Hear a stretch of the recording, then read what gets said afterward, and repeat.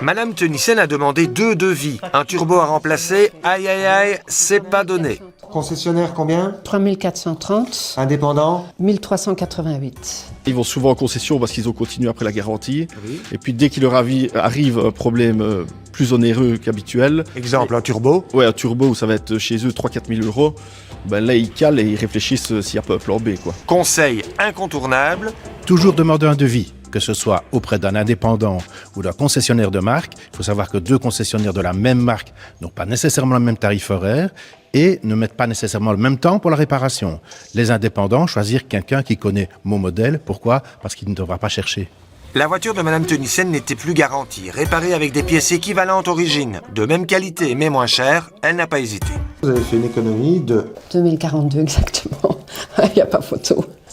turbo filtre à particules, 2 devis pour une autre marque plus prestigieuse, 6 685 € ou 2 876 €. Mais pourquoi une telle différence de prix? Alors la première chose, c'est bien entendu on paye la marque, ça il ne faut pas être naïf. Ensuite l'importateur officiel, la marque, a beaucoup plus de coûts à amortir. Des locaux plus grands, un personnel supérieur en nombre, une formation continue des techniciens, l'obligation de faire appel à des pièces d'origine.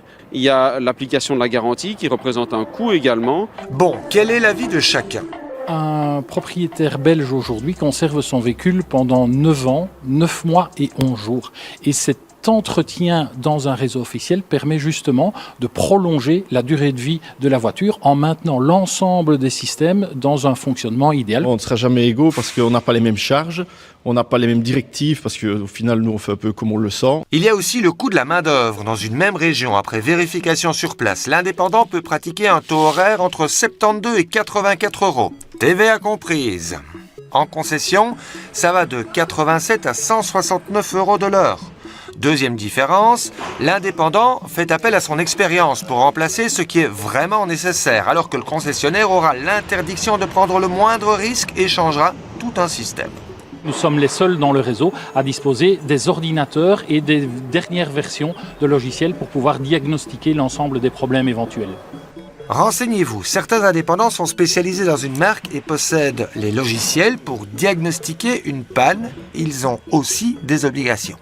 Tous les indépendants doivent donner une garantie sur leur travail. Cette garantie est de 1 an sur la pièce et sur la main-d'œuvre. Quand ils viennent ici, ils ont une facture Carpass, donc l'équivalent est là, tout est écrit dans Carpass. Ça, c'est une obligation que vous avez. C'est une obligation, c'est légal, instantané, on facture, ça s'envoie directement avec le programme. On ne sait plus le modifier, on n'a pas accès. Bon alors, comment choisir entre réseau officiel ou indépendant? Il y a d'abord, est-ce que votre voiture est récente, a toujours la possibilité d'avoir une garantie? Dans ce cas-là, concession. Concession c'est mieux, c'est toujours mieux pour une valeur de revente. Si votre voiture est plus âgée, prenez le temps de comparer et privilégiez, comme Madame Tenissen, Toute confiance. la confiance.